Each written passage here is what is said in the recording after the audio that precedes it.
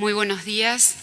Tengo el honor de presentar a 3 representantes de nuestra comunidad jurídica que van a tratar temas muy importantes, cuestiones pendientes de la reforma del procesal penal, que hay muchas cuestiones pendientes seguramente y bueno, nos va a hacer pensar a todos un poco sobre lo que hemos vivido hasta ahora y lo que viene para nuestra comunidad.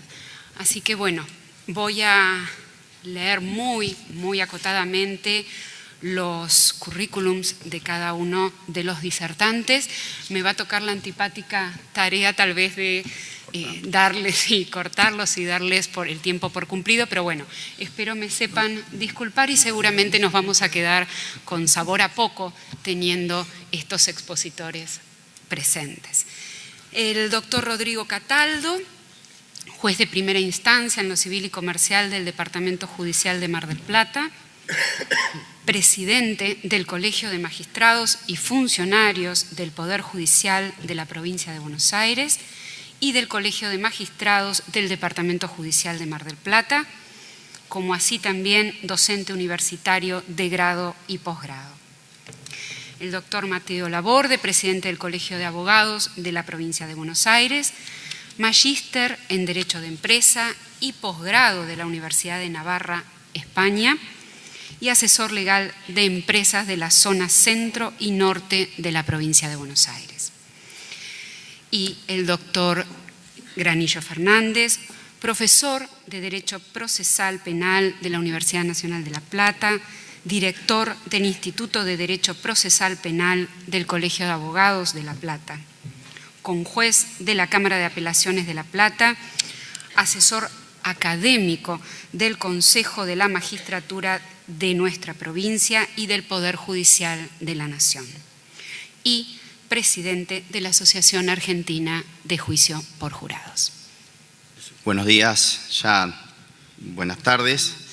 En primer lugar, muchas gracias por la invitación al señor Procurador, doctor Julio Contegrán, por hacernos partícipe al Colegio de Magistrados y Funcionarios de la Provincia de Buenos Aires en estas jornadas. Y la verdad es que hablábamos con Laborde recién, es que para ustedes seguramente va a ser muy sencillo esto porque nos abocamos a la rama civil y comercial, con lo cual ya ahí hay un mote que podríamos decir que va a abreviar los discursos. Pero el que estemos abocados a lo civil y comercial no significa que no estemos emparentados con la rama penal, porque Max Weber era abogado comercialista y además uno de los grandes libros que se ha escrito del derecho procesal penal lo hizo un camarista civil y comercial como fue Solari Brumana en el particular damnificado. Así que algo vamos a poder decir. Y estos 20 años de reforma del Código Procesal Penal de la Provincia de Buenos Aires, que en realidad, como han dicho algunos autores italianos, ha implicado una evolución y una revolución en el sistema, implica un cambio de paradigma, como se ha dicho, pero esos cambios de paradigmas vienen acompañados con análisis que hay que hacer desde el 28 de septiembre de 1998 a la fecha. Y esos cambios de paradigma que seguramente van a venir enunciados a lo largo de las disertaciones con no solamente el cambio a un proceso acusatorio y dejar un inquisitivo escritural, por decirlo de alguna manera, trasladar las funciones de investigación a un órgano constitucional, también nos implica analizar cuáles han sido los pros y los contras de esa revolución legislativa y que pueden implicar también otras modificaciones como consecuencia de la modificación del derecho público provincial. Y yo creo que en esto la provincia de Buenos Aires ha sido la pionera en lo que hace al derecho público provincial en regular y legislar cuestiones, no solamente como la del proceso acusatorio, sino también como la de flagrancia, que tuvo una experiencia formidable como experiencia piloto en Mar del Plata y después se fue trasladando, la oralidad en sí misma, algunas modificaciones que, como decimos nosotros, vienen como consecuencia de la modificación del fortalecimiento de un Estado de Derecho, pero que lamentablemente siempre se regula para la coyuntura y no para la estructura. Y regular para la coyuntura implica, un poco lo decía el disertante anterior, el hermano chileno, que el proceso penal de la provincia de Buenos Aires no puede ser la figurita cuando se quieren hacer modificaciones, la figurita de cambio cuando se quieren hacer modificaciones del sentir de la sociedad o cuando se necesita hacer política. Cuando uno quiere hacer política, no puede hacer política con una reforma legislativa de la importancia que tiene el Código Procesal de la provincia de Buenos Aires o la persecución penal en la provincia de Buenos Aires. Esto provoca que nosotros tengamos miramientos con relación a ciertos desfasajes que se han producido en estos 20 años y en ciertas distorsiones que se han producido en estos 20 años, como por caso la situación de la prisión preventiva. Es decir, considerar a la prisión preventiva como un adelanto de pena cuando en realidad debería ser lo excepcional.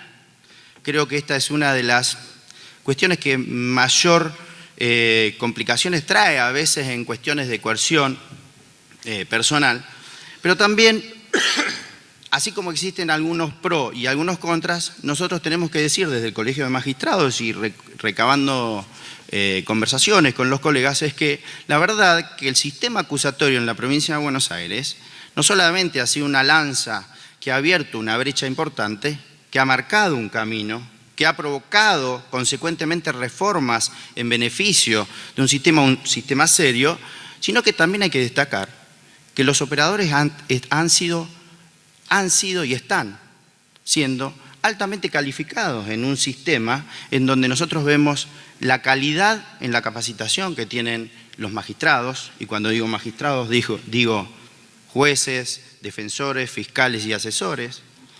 Creo que eso le ha impreso una impronta muy particular. Creo que el servicio que se presta, el servicio de justicia que se presta en materia penal en la provincia de Buenos Aires es de calidad. No solamente es de calidad en la magistratura, sino que debo también reconocer, y esto quizás para la defensa sea algún elogio, que la gran mayoría de las defensas penales son oficiales. Es decir, más allá de la calidad que implica el Ministerio Público Fiscal en llevar una investigación y esa figura del magistrado, ya sea el de garantías o el de juicio o el de ejecución, que implican una figura imparcial, también la defensa ha venido a hacer un cambio muy importante en el sistema acusatorio, altamente calificado, y no necesitan salir en los diarios ni en la televisión para saber que están ejerciendo una buena defensa. Más allá de esta cuestión, y ya para ir concluyendo, me parece que, sin ánimo de caer en el hartazgo y ser reiterativo, creo que también el desafío de hablar de 20 años de reforma sobre lo que ha pasado nos indica mirar hacia el futuro y decir, mirar hacia el futuro, ¿qué implica en un sistema acusatorio? Que estamos con posibilidades de infraestructura, de seguir analizando la creación de nuevos órganos, o tenemos que andar por caso hoy en día viendo cómo hacemos para poner en funcionamiento algunos que ya están creados.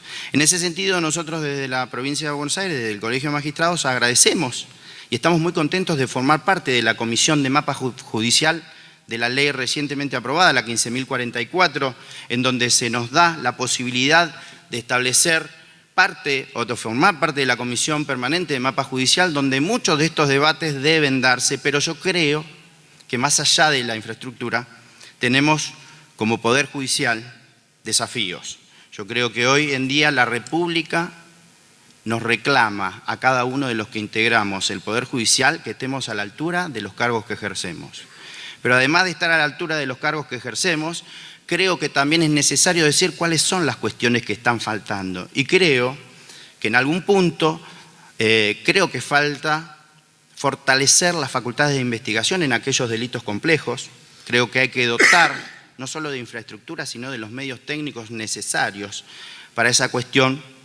Y creo que también, cuando hablamos de delitos complejos, creo que también tenemos que efectuar una gran autocrítica como Poder Judicial. Y esa gran autocrítica del Poder Judicial es también hablar de las cosas que no nos gusta hablar, como la corrupción.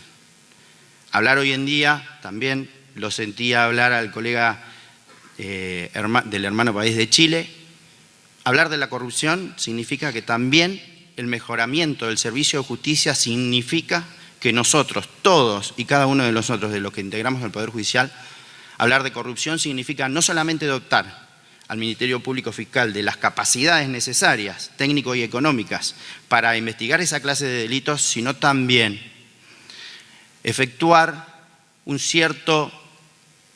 cierta voz de autocrítica y de reunión, no solamente para fortalecer lo que sería la ética judicial, sino también para que no integren o no formen parte del Poder Judicial aquellas personas que, de una manera u otra, alteran el Estado de Derecho.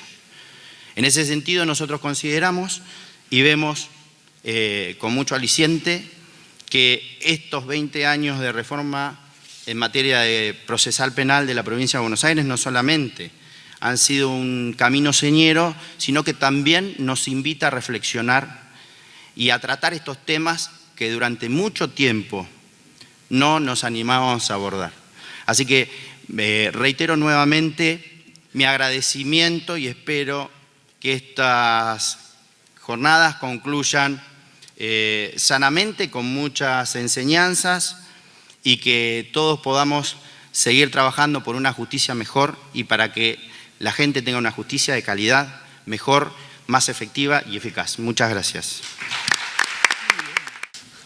Buenos días a todos. Muchas gracias a la Procuración por esta invitación. Muchas gracias al doctor Contegrán y a todo su equipo por el trabajo conjunto de todos los días. Quiero decirles que, como adelantó el doctor Cataldo, los voy a librar de hablar de algo que no sé. Y somos civilistas y comercialistas y la verdad que sería una falta de respeto. Sí me pareció importante apuntar cuando fuimos invitados a la Comisión de Reforma del Código Procesal Penal en el seno del Ministerio de Justicia. Extracté algunos apuntes que tomamos en ese momento de cuestiones que entendíamos hacían a la situación actual y qué cosas bien merecía reformarse. Por supuesto, celebrábamos la separación entre la acción y la jurisdicción, coincidimos plenamente en el sistema y entendimos que había que profundizarlo, que no se había podido internalizar algunas de sus bondades, tanto por cuestiones de avances tecnológicos que en ese momento no existían, o por falta de presupuesto o de acciones políticas, y por supuesto el perjuicio de las 30 reformas que sufrió después la ley.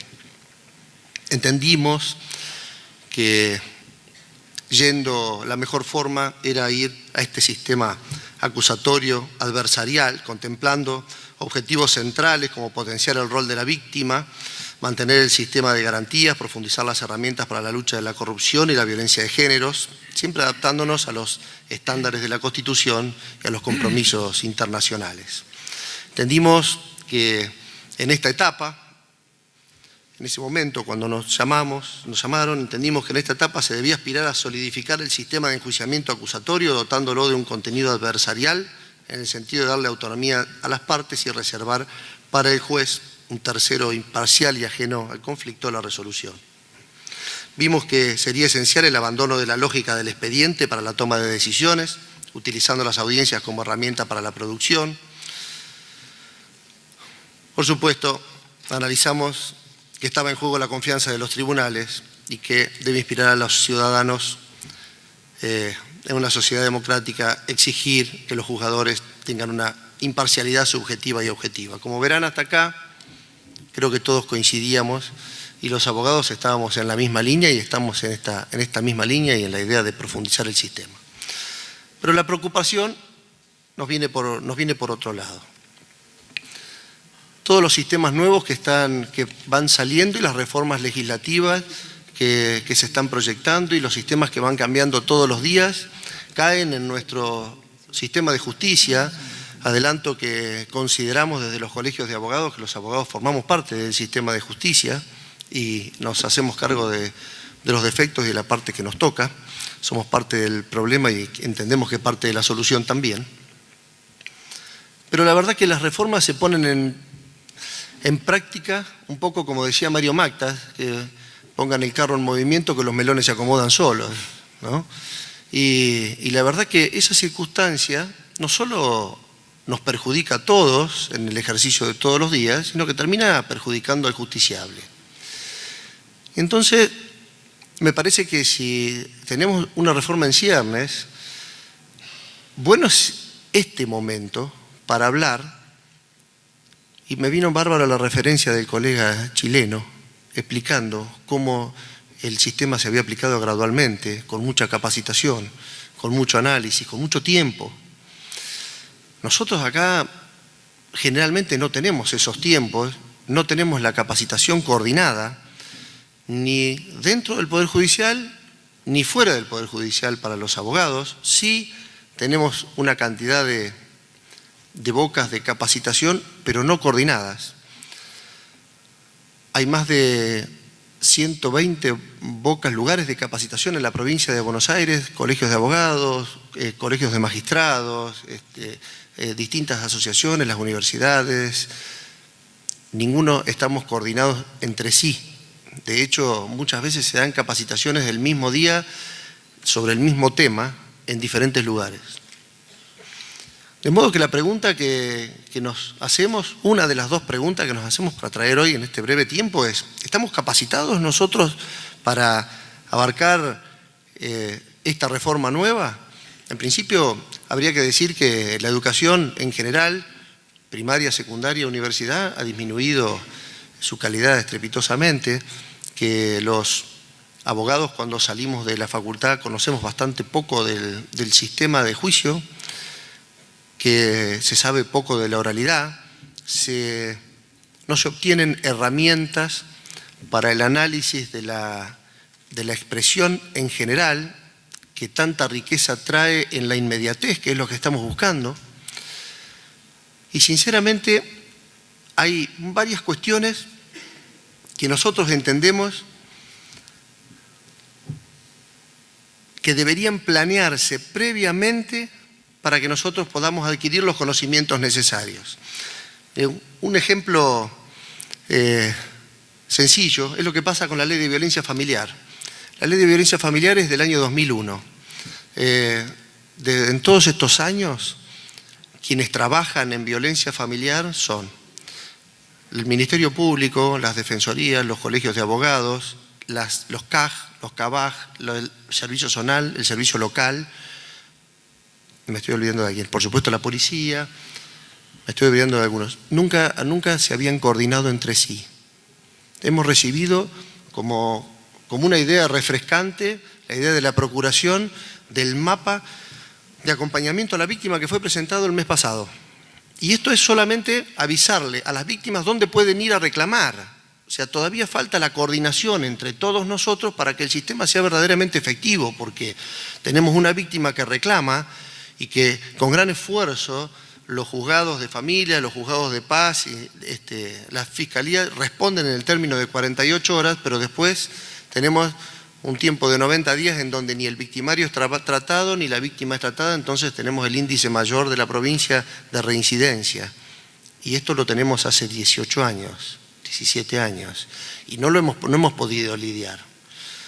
Este es un buen ejemplo de la tarea individualista que nosotros naturalmente aprendemos y de la falta de coordinación de todos los recursos que el Estado pone a disposición para llevar adelante una tarea conjunta.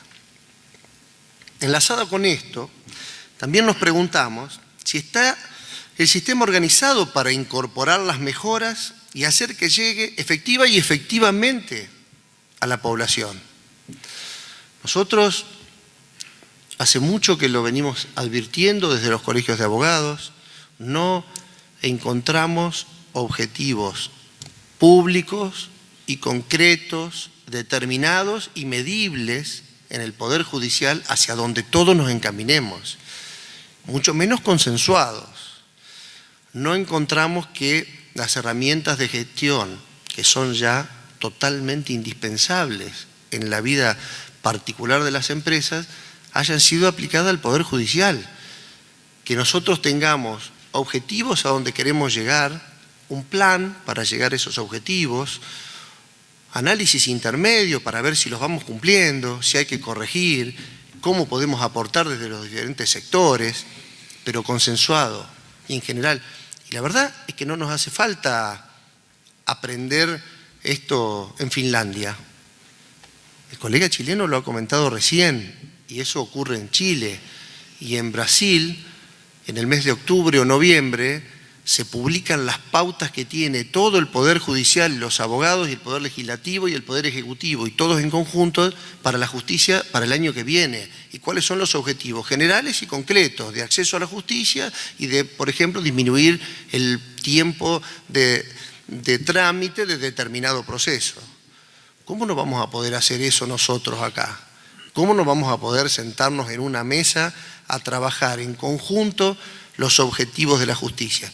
Ya sea implica más trabajo, implica un trabajo de gestión que tenemos que aprender y que no lo aprendimos en la facultad, pero sin ninguna duda, este es el fin, esta es la tarea que tenemos que hacer para llegar a los fines que estamos pretendiendo y que decimos que van a tener las normas de procedimiento. Porque no basta con la reforma legislativa. Hemos recibido en el Colegio de Abogados el informe de gestión de la Procuración anual. La verdad, otra idea refrescante, sabemos que en las fiscalías y en las defensorías departamentales también se hace, pero que nosotros tengamos en claro qué se hizo, por qué se hizo, para dónde se va, en qué se están utilizando los recursos, en qué podemos colaborar, en qué no nos hace falta quejarnos porque ya viene, porque hay que esperar, en qué cosas no hay recursos, qué cosas estamos planeando, qué tipo de reforma estamos planeando, pero que no la podemos hacer porque no hay recursos. Voy terminando.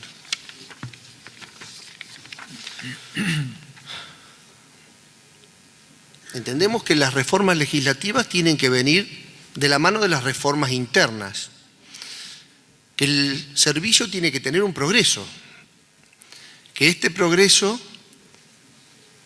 viene de la mano no solo del análisis jurídico, sino del estudio puntual de cada departamento judicial, de cada órgano. Y por supuesto, todos acá se les está ocurriendo hacerme la misma pregunta, que es, ¿no tendríamos que hacer una referencia a los recursos escasos que tenemos para solucionar muchos problemas? Y muchos asienten y hacen así. Es cierto, estamos totalmente de acuerdo y acompañamos en la necesidad de ampliar los recursos del Poder Judicial. También entendemos que hay que empezar con lo que hay, porque hay muchas acciones que podemos tomar hoy sin necesidad de recursos nuevos. Muchas tareas que podemos llevar adelante para que el servicio sea más eficiente. Los sistemas electrónicos que tenemos tanto en la Procuración como en la jurisdicción son excelentes. El expediente digital que está llegando es de avanzada para la República Argentina. Nos da total garantía. Tenemos que apoyarlo, acompañarlo y además explotarlo, conseguir que nos devuelva todos los servicios que creemos que tiene que tener, todas las bondades que tiene el servicio. Esa es la forma que tenemos de controlar, de apoyar, de acompañar a quien tiene un inconveniente en determinado órgano. Creemos fervientemente en la transparencia hacia la población, en contarle en qué estamos, para dónde vamos, cuánto vamos a tardar en llegar, cuáles son los problemas que tenemos. Como dice el ministro, y lo habrá repetido hoy, no estuve lamentablemente, que muchas veces no podemos construir cárceles porque si no tenemos que dejar de construir escuelas, hospitales y que los recursos son limitados. Pero hay que explicarlo, hay que contarlo, hay que hacerlo públicamente y lo tenemos que hacer todos en conjunto para que se entienda que estamos unidos en la suerte y en la desgracia, que estamos unidos para conseguir objetivos comunes. Nosotros, aquí se ha hablado muchas veces de calidad.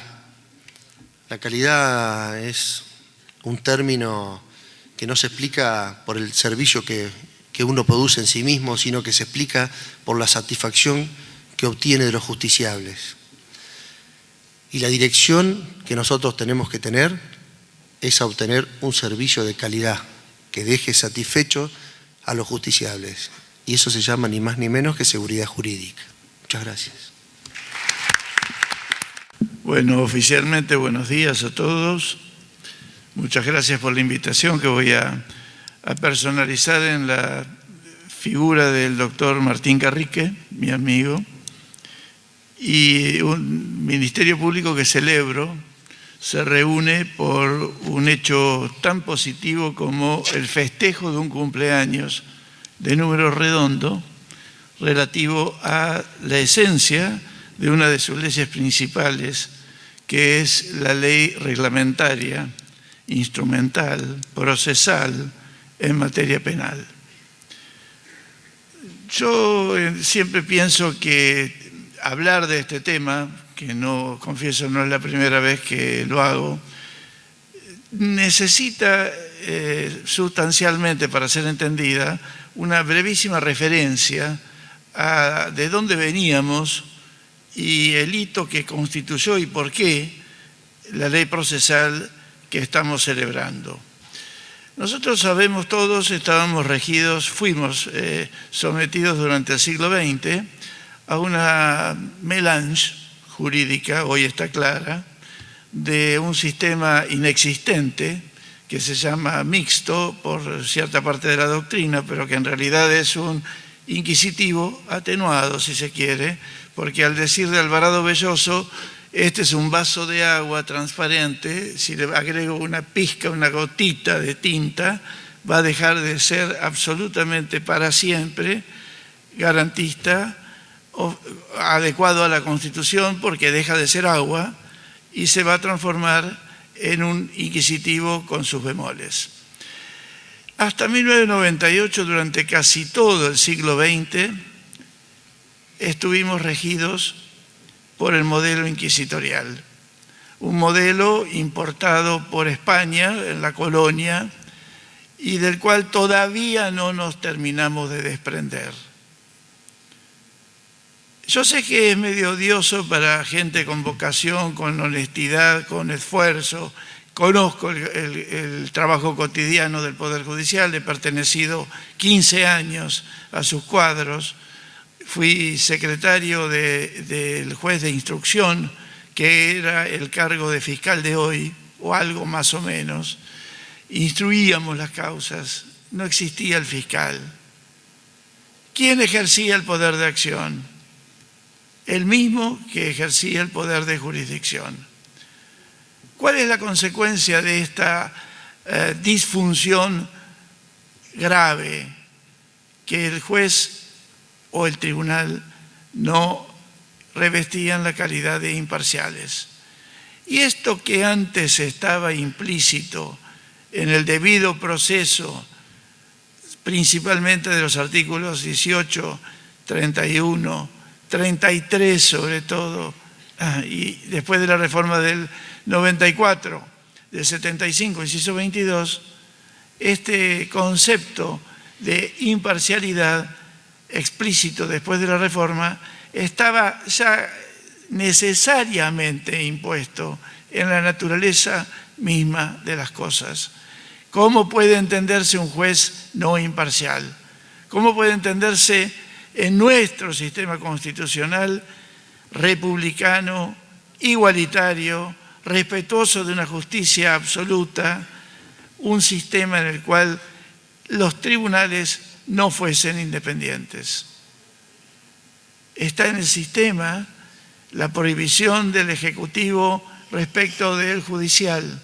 No necesito ahondar sobre esto en expertos como somos todos en este tipo de disposiciones, pero el paradigma que introdujo el Código del 98, que quiero hacer un paréntesis y recordar que fue de la mano exitosa de la madre y padre de la Comisión en lo político, y yo quiero resaltar que lo político es tan importante que llegó con éxito a la imposición de ese código, fue la doctora María del Carmen Falvo, quien logró Algo que nosotros con el gobierno del doctor Cafiero, en el que participé en el anteproyecto que se tuvo en cuenta para este código, con el doctor Darroche y la doctora Larrandar, no lo logramos.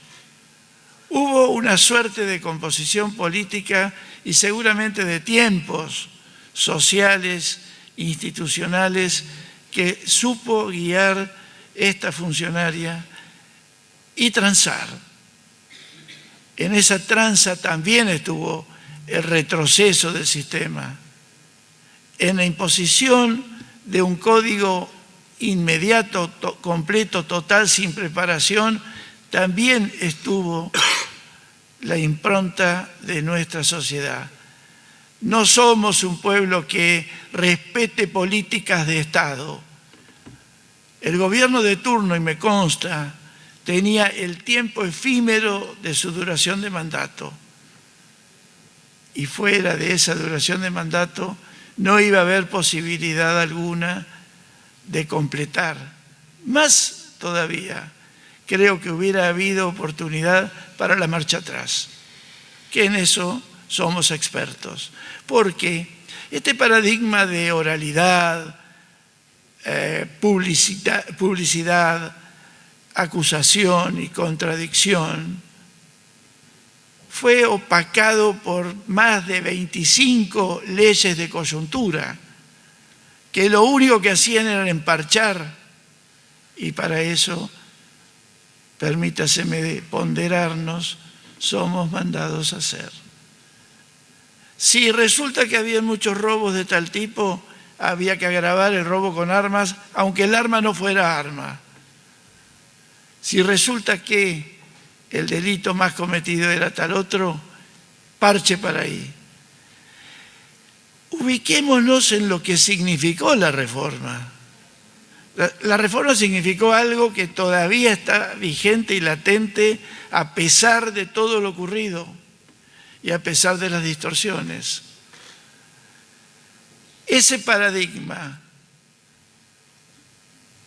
permitió y preparó el terreno social y jurídico para la instauración del juicio por jurados, con lo cual se eliminó el último resabio de la monarquía española en América Argentina. ¿Cuál fue? La de los jueces que duran toda la vida y la de la no participación del soberano en las decisiones de uno de los poderes de gobierno, el Poder Judicial. Tomamos conciencia de eso, porque todos saben que yo soy juradista, pero ser juradista no es una virtud ni un defecto. Ser juradista es respetar la Constitución Nacional, respetar el esquema republicano, y la única forma de representatividad que nos marca la forma republicana, representativa y federal que impone el artículo 1 de nuestra Carta Magna, es la de la participación y la elección por el voto popular en los dos poderes que conocemos, pero que es irrealizable a pesar de los intentos de corrientes efímeras que terminaron por desaparecer inmediatamente porque no respetan las exigencias constitucionales de garantía de la imparcialidad y de la independencia.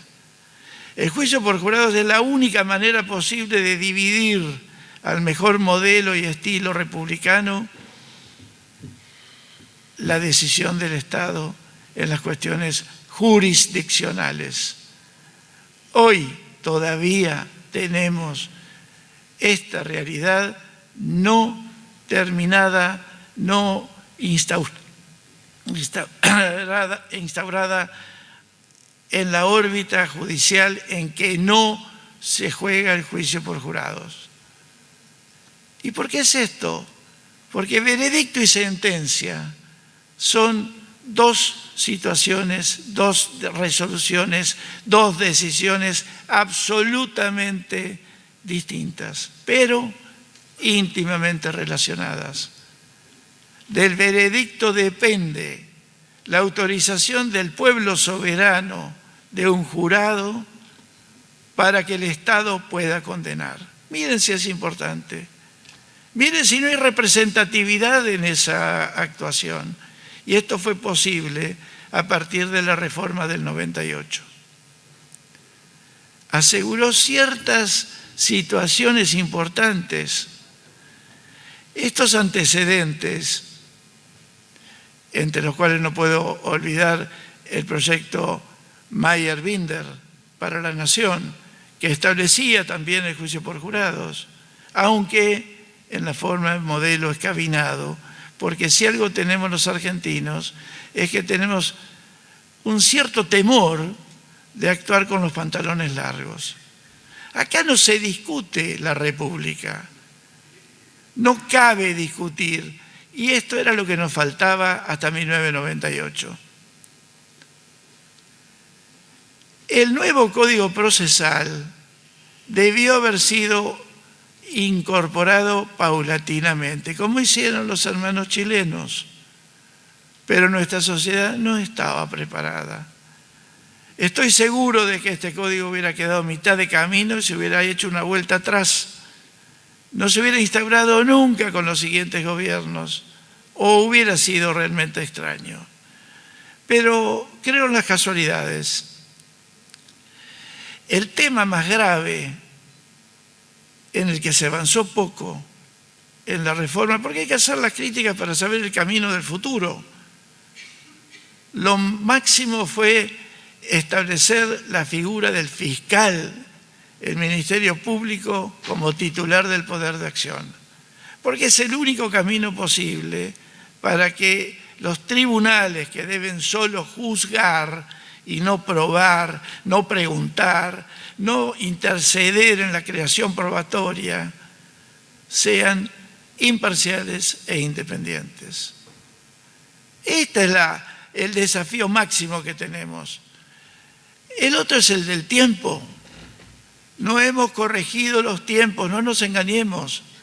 La prisión preventiva, lo dijo la Corte Nacional en el caso Berbisky, dura de manera extraordinaria, inconstitucional, y esto hay que corregirlo.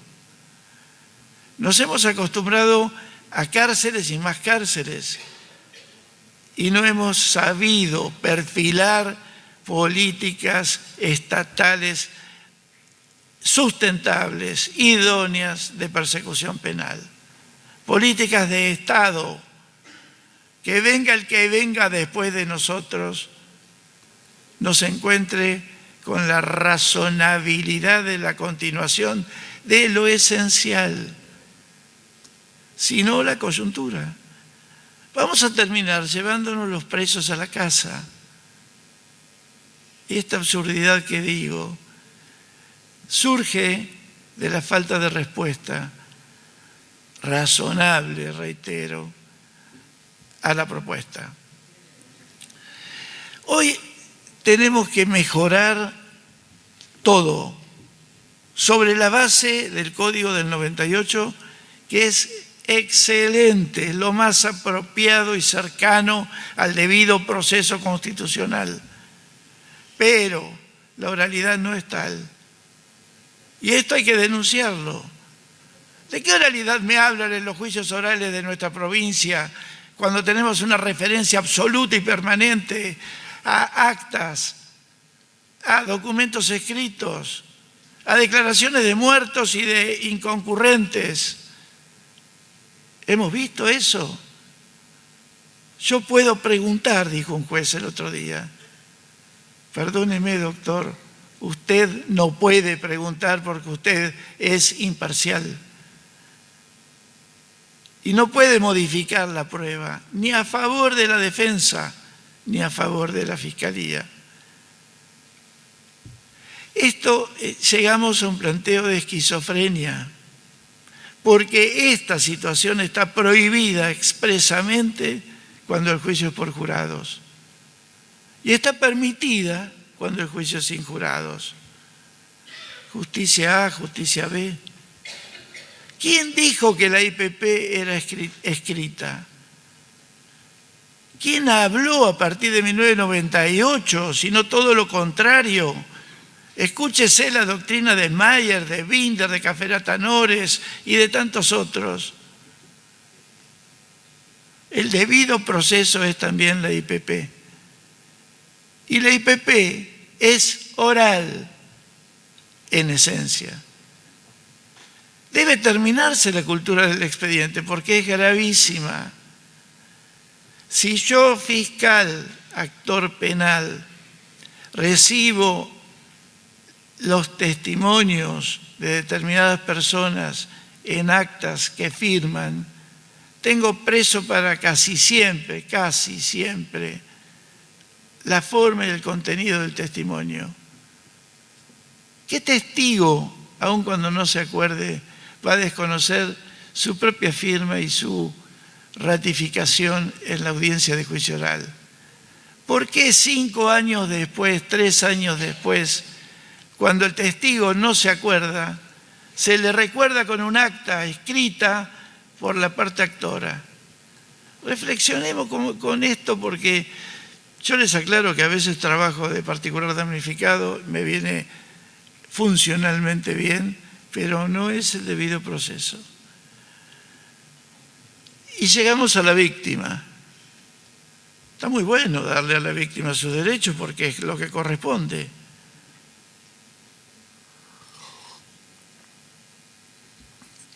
La víctima sufre los efectos principales del hecho, pero la víctima no puede desandar siglos de lucha, de sangre, de vida que costó la Constitución y sus garantías. Nuestro sistema es garantista y todas las incorporaciones a partir de la reforma del 94, más allá del artículo 17 relacionado con el particular damnificado y del 18 de la defensa de esos derechos, más allá de eso, la víctima no puede venir al proceso penal a derogar garantías del imputado. ¿Qué tiene que hacer la víctima en la audiencia de libertad?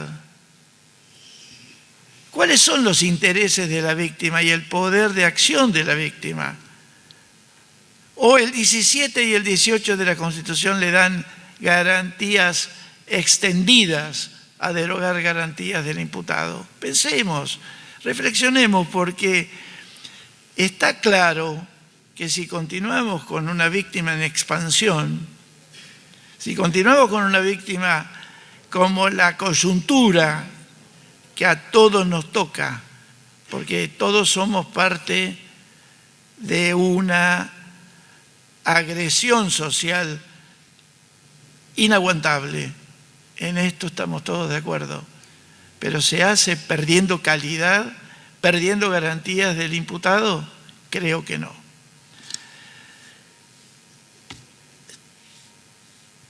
El significado, entonces, está dado por también la relación con el tiempo.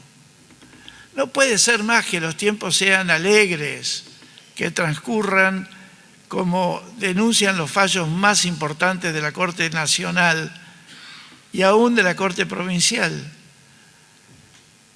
No puede ser que se derogue el instituto de la prescripción y que se burle un sistema que ha hecho que los tribunales internacionales reaccionen con las indebidas dilaciones. Esto es un poco la esencia de lo que yo quiero decir. Si vamos al juicio por jurados, no podemos ir sino con un ajuste sustancial a la Constitución. Sería harto peligroso instaurar el juicio por jurados, que va creciendo en toda la República, se va instaurando porque es absolutamente funcional a la forma republicana de gobierno. Hay mucho más para decir, pero quiero señalar finalmente, en este vuelo de pájaro que se puede en tan poco tiempo, no somos indiferentes a la corrupción. Debemos celebrar los actos de investigación y de enjuiciamiento de quienes aparezcan mereciendo una investigación. Debemos tener la honestidad de los funcionarios y magistrados como el ABC y también de los abogados. No somos ajenos a el resultado que se da. Y esta situación de corrupción, con sus defensas, con sus reacciones, es imprescindible para que cualquier cuerpo legislativo procesal tenga su realización y concreción. Mucho se ha dicho sobre la posibilidad o no de impugnar, de recurrir con éxito la oralidad. Y la oralidad no es una trampa mortal.